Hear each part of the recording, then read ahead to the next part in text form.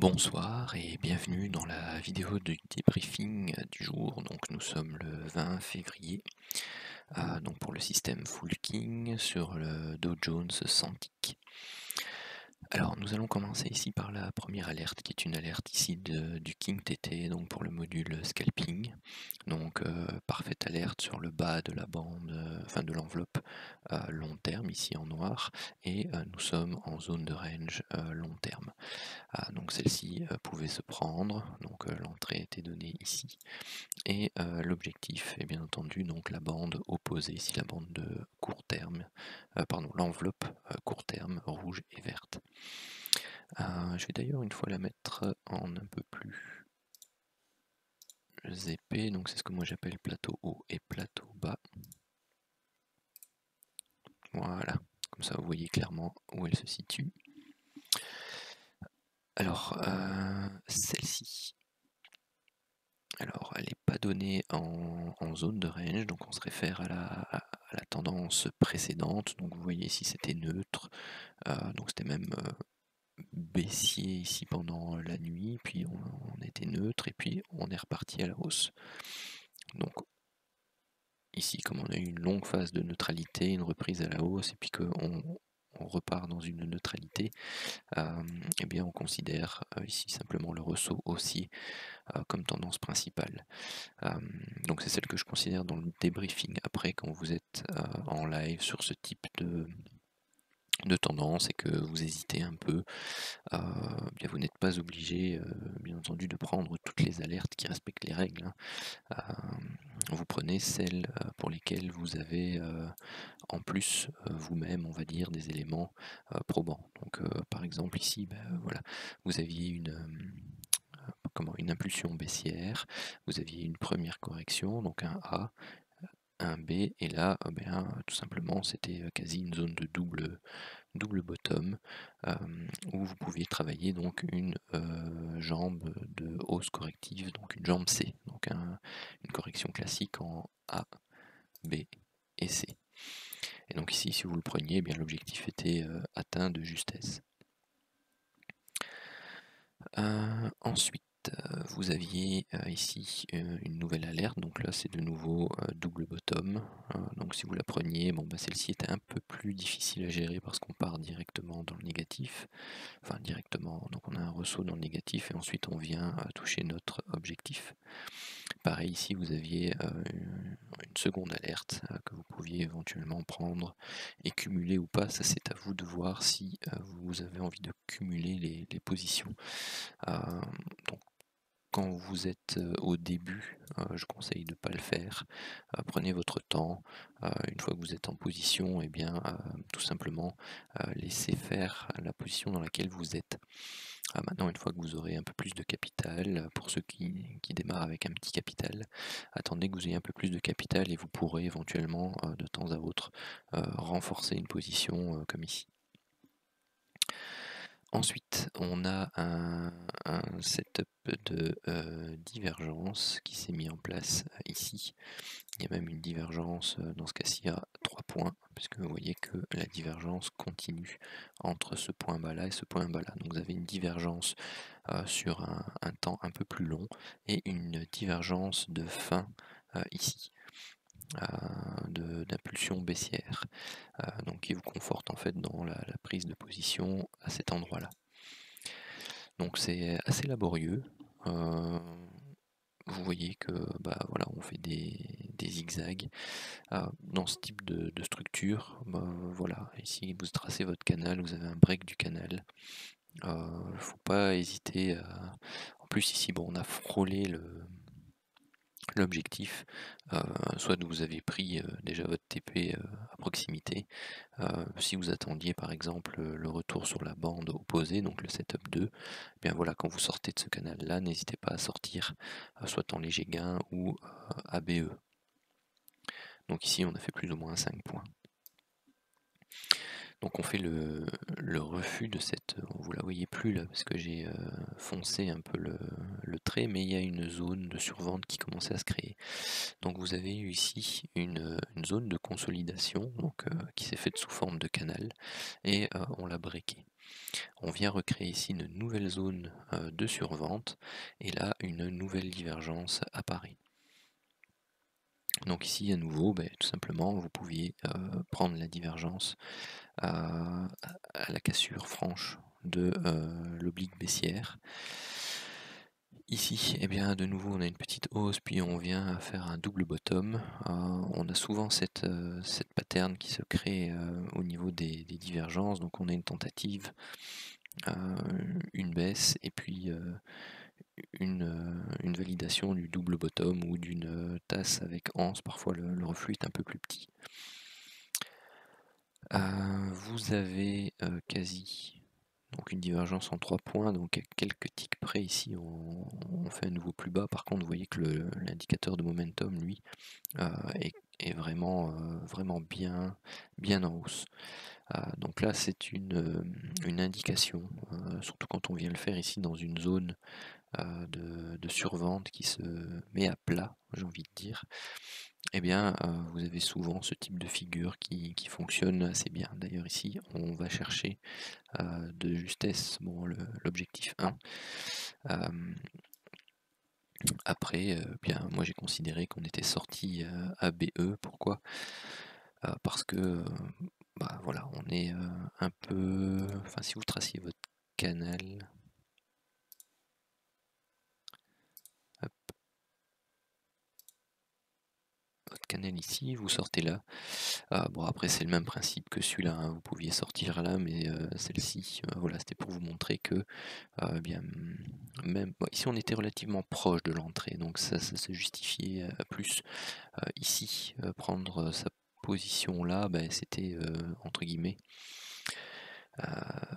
ne pas se laisser suffisamment de latitude, parce qu'on pouvait très bien baisser jusque venir ici chercher la bande basse court terme et puis ensuite rebondir. On l'a perforé un peu, on est venu rechercher notre point d'entrée. Bon, c'est pas de chance parce que c'était vraiment au tic près, hein, quasi. Et donc on est revenu retester la ligne de tendance. Ici long terme, on est revenu en bas et puis après on est reparti seulement un peu plus haut et vous voyez on n'a pas réussi à aller rechercher notre objectif 2. Donc ici BE pour le setup 2 et plus ou moins 40-45 points pour le setup 1. Ensuite celui-ci, tiens, il a été effacé. Hop.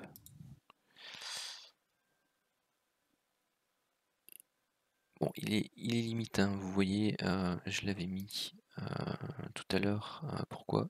Pour vous montrer que voilà, quand vous êtes vraiment, du coup on le voit plus beaucoup, mais quand vous êtes avec un signal qui se pose entre guillemets sur la ligne haute ici de la zone grisée, ce sont toujours des alertes qui sont plus compliquées à gérer que quand vous avez l'alerte qui se passe bien dans la moitié de la zone supérieure ici.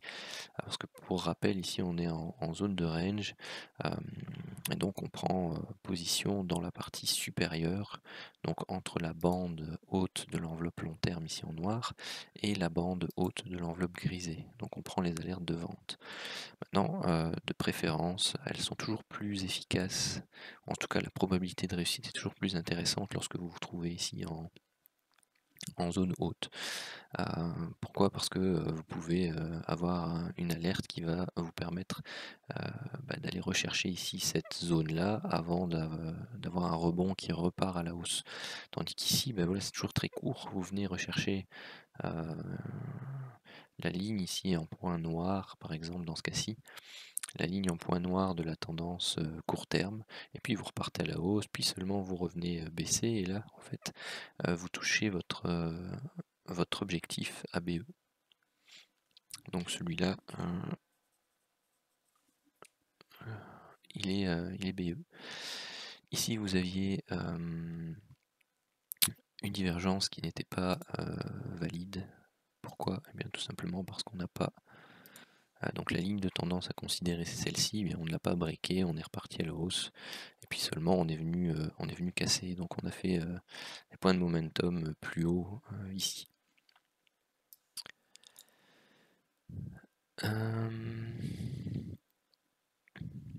Ensuite, eh bien celle-ci, avec la ligne de tendance, maintenant elle s'est déplacée. Pour celle-là, elle est ici. Donc bon, celle-là je ne l'ai pas considérée non plus. Pourquoi? C'est un peu le même principe que celle-ci en fait, hein. Je ne vous l'ai pas montré, mais celle-ci, elle est validée, mais elle est validée au niveau de la zone grisée. Donc c'est la même règle que pour les autres alertes. Lorsque la validation se fait dans la zone grisée, on ne la considère pas. Bon, pour celle-ci, vous aviez même quasi de nouveau une divergence en 3 points. Hein, ici c'était de nouveau un double top. Bon, au tick près, on était sur les mêmes niveaux. Et vous avez la validation qui se fait là, donc en plein milieu de la zone grisée. Bon, après, ceux qui, on va dire, sont plus expérimentés et qui passent outre cette règle-là, bien, avaient leur objectif qui était ici, hein. Donc, pour rappel, quand on a une validation qui se fait à proximité de la ligne de tendance long terme ici, eh bien tout simplement on va rechercher la bande opposée directement, et donc le TP possible était ici autour des 60 points. Mais toutes ces divergences-là donc n'ont pas pour moi été validées suivant les règles pour la comptabilisation entre guillemets du bilan.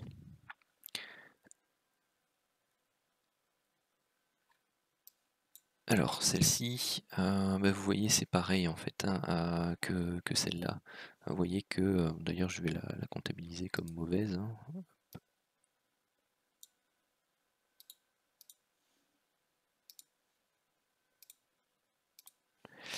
Vous voyez, l'alerte est donnée, mais vraiment à proximité de la borne basse grisée, alors que on est en train d'amorcer une baisse et que vous aviez différentes alertes au niveau de la divergence. Donc ici je le compte, mais quand vous voyez en live que vous avez différents setups de divergence à la baisse et que vous voyez que ça part, même si vous n'êtes pas dedans, ce genre d'alerte, prenez l'habitude de ne pas les considérer. Pourquoi? Parce que même si vous n'êtes pas dans le setup de divergence, il faut que vous considériez que vous êtes face à un setup de divergence. Et que donc ce type d'alerte-là, en toute logique, elles ne se prennent pas. Mais pour le bilan, je vais la compter. Comme ça fait encore un trade, on va dire, négatif.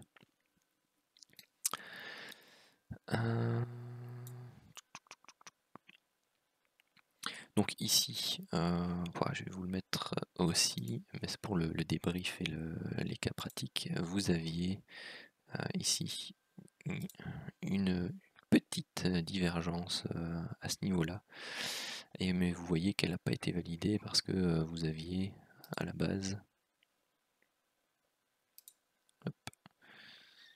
la ligne de tendance à breaker qui était ici. Donc ensuite, on est déjà beaucoup trop loin pour aller rechercher ce type de signal. Et donc, quand vous êtes en live, voilà, celle-ci n'a pas été validée. Vous voyez qu'il y a une extraction qui se fait, puis directement un retour. Donc même si vous étiez entré en position, on va dire, sur celle-là, alors que vous aviez un signal ici qui est mal parti, enfin une alerte qui est mal partie, vous êtes face à des setups de divergence baissier, vous voyez que ça latéralise et puis que ça repart à la baisse. Même si vous êtes rentré dedans, attendez pas à vous faire stopper 30 points pour ce type d'alerte, hein. Il vaut mieux que vous sortiez avec moins 10, moins 15 points, et puis vous pouvez ensuite retravailler les autres alertes qui suivent. Donc ici, vous voyez que c'est reparti à la hausse, puis reparti à la baisse, donc vous modifiez votre ligne de tendance par rapport à ce deuxième point haut là. Ensuite, bien, tout simplement, vous attendez, donc si je le fais comme si c'était en live, vous attendez, hop, hop, hop, vous avez la divergence qui se matérialise, donc au moment où on parle, c'est la première ligne noire ici qui doit être considérée. Donc vous attendez le break de cette ligne de tendance baissière là, ou la MM50 triangulaire, pour valider cette divergence. Hop, tout simplement, elle ne se valide pas. Donc vous pouvez ici, vous avez un nouveau point haut, un second point où vous avez une accélération baissière, vous pouvez tracer une seconde ligne de tendance baissière qui vous servira pour les divergences à venir. S'il y en a, bien sûr. Hop, donc ici, vous voyez que bon, il n'y en a pas eu ici, hein, donc le break de la première ligne n'a pas d'importance. Ici, on vient frôler la deuxième ligne. Donc là, on a une alerte, mais c'est dans la bande grisée. En plus, c'est en contact avec la ligne de tendance supérieure, qui fait toujours office de résistance pour l'instant.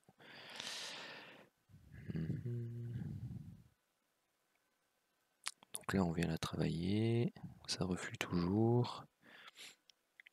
Et donc, vous voyez ce type d'alerte là, lorsqu'elles sont données, bon après c'était limite à nouveau, hein, mais lorsqu'elles sont données bien en dessous de la ligne de tendance, pardon, la ligne inférieure de la zone grisée, voire même en dessous, donc un break de la moyenne mobile 50, comme ici par exemple, eh bien vous allez régulièrement chercher votre objectif, hein. Donc ici, si c'était pris là, donc 200, vous allez chercher les 20 points.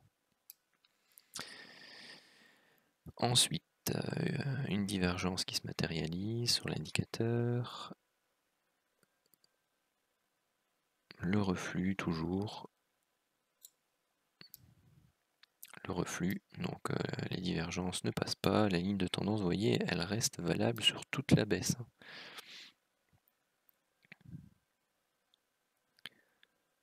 Toujours pas de validation. On continue de baisser. Hop, hop, l'accélération baissière de la journée, la grosse zone de survente qui commence à se stabiliser. On revient la tester une fois. Pas de divergence, pas d'alerte. Hop, on vient briquer notre fameuse ligne de tendance. Là, ici, vous avez une alerte qui est donnée dans la zone grisée. Ici aussi, dans la zone grisée. Donc là, on commence à, vous voyez, à créer des zones de surachat ici. Toujours pas d'alerte, pas de divergence visible. Hop. Voilà, ici, vous êtes dans une zone de surachat et vous voyez une divergence qui commence à se matérialiser. Hop. Alors ici, vous auriez éventuellement pu travailler comme ceci. Ce que je n'apprécie pas énormément, c'est que vous avez vraiment ici entre guillemets la validation de la divergence qui se fait là. Donc vous êtes encore dans la zone de surachat. Donc ça pourrait tout à fait se prendre, hein, mais voilà, moi j'aime bien qu'on sorte de cette zone de surachat.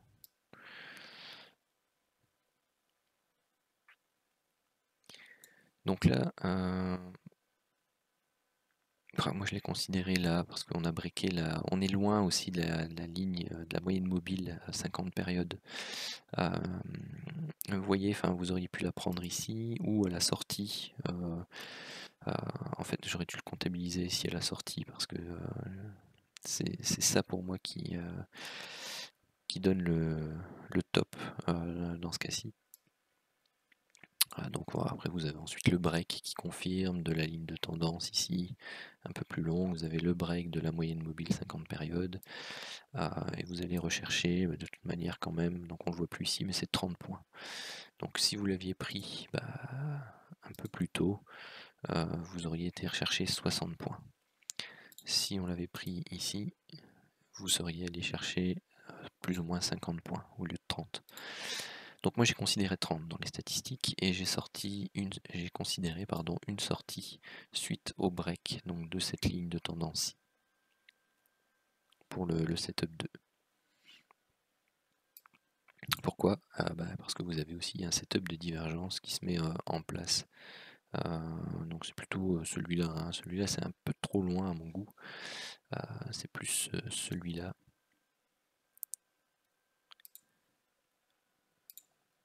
que vous devez préférer comme alerte, hein. Donc on la prend pas à la hausse. Pourquoi? Parce que l'alerte est donnée dans le signal, dans la bande grisée. Mais vous voyez que bon, après elle est validée, elle va rechercher de nouveau son TP ici qui est la bande opposée, hein. Ensuite, celui-ci est donné zone de range. Donc à nouveau, vous voyez, c'est toujours un peu plus compliqué, hein, quand on est fort proche de la borne haute, ici de la zone grisée. Donc on latéralise, et puis hop, on a une baisse, on vient rechercher plus ou moins 5 points.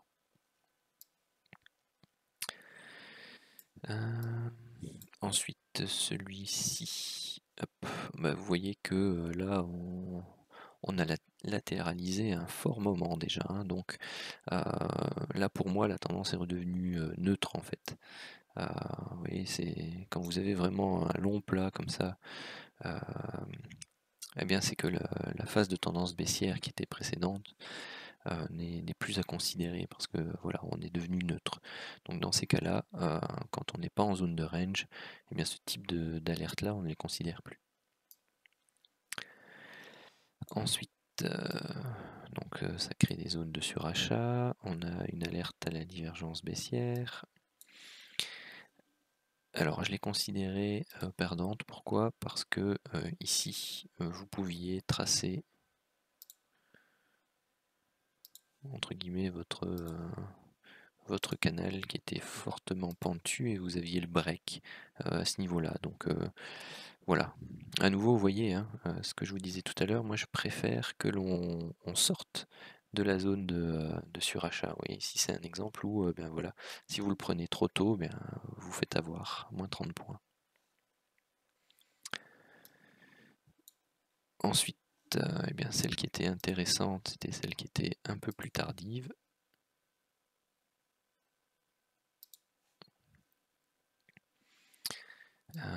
Qui était là. Voilà, donc là vous aviez la divergence, là vous aviez une belle cassure, bien franche aussi. On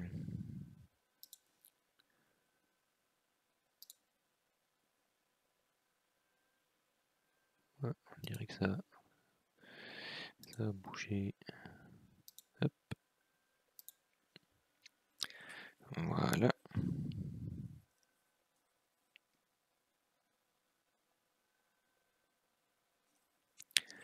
Donc ça c'est mieux comme ça. Donc c'était ici, donc à la cassure de la zone. À nouveau, enfin vous voyez, si vous l'aviez pris là, cette fois-ci ça marchait un peu mieux. Mais moi ce que je considère, c'est vraiment la sortie et le break ici de la moyenne mobile 50. Pourquoi c'était un peu plus haut? On ne voit pas pourquoi, ça a dû se déplacer tout seul, comme ça arrive parfois sous PRT. Et donc ici vous voyez, vous partez, hop, vous remontez, donc vous avez fait une impulsion baissière, ici vous travaillez un A, un B, un C, puis hop, vous repartez et vous allez chercher votre objectif 1. Pour l'objectif 2, et bien tout simplement vous voyez que ça yoyote et puis vous faites stopper à BE. Donc voilà, ça a clairement été déplacé parce que c'est ici qu'on se fait stopper. Enfin, on se fait même stopper même plus tôt, hein. Mais voilà. Donc celle-ci alerte dans la zone grisée. Zone de range, donc là on peut le prendre, donc ça fait plus ou moins 10 points. Ici, nouvelle divergence qui est apparue. Donc là, vous pouviez la prendre ici. Elle donnait en objectif 1 47 points. Et ensuite, eh bien tout simplement, je l'ai compté à BE. Mais en fait, ici, vous auriez dû sortir, hein.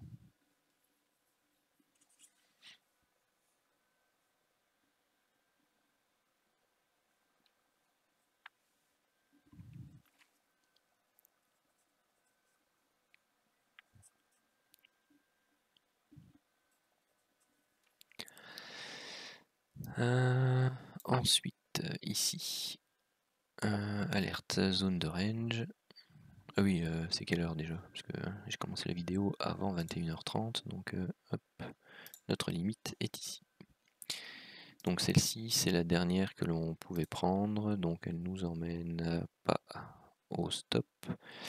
Bah, vous auriez pu le prendre ici.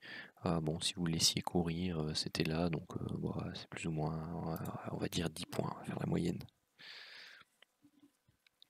Voilà, et c'est tout pour aujourd'hui au niveau des alertes.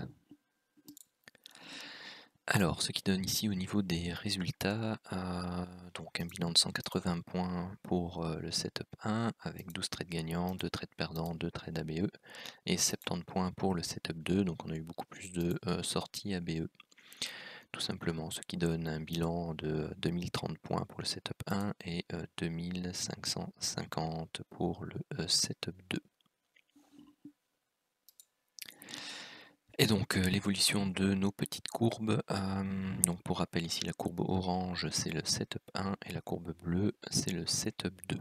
Donc c'est toujours un capital de départ de 6 000 € avec un investissement donc de 0,5% par trade. Et donc pour l'instant vous voyez qu'on s'approche quasi, donc sur 2 mois on doublera certainement le capital ici et on fera un peu plus que doubler pour le setup 2. Donc voilà, donc c'est quelque chose qui est pour l'instant relativement stable, constant. Donc forcément en fonction de la volatilité un peu de certaines journées, eh bien vous avez des journées où il se passe moins grand chose comme ces 2 derniers jours. Par contre aujourd'hui c'était bien mouvementé et ça fait plaisir. Voilà, je vous souhaite une bonne journée ou une bonne soirée.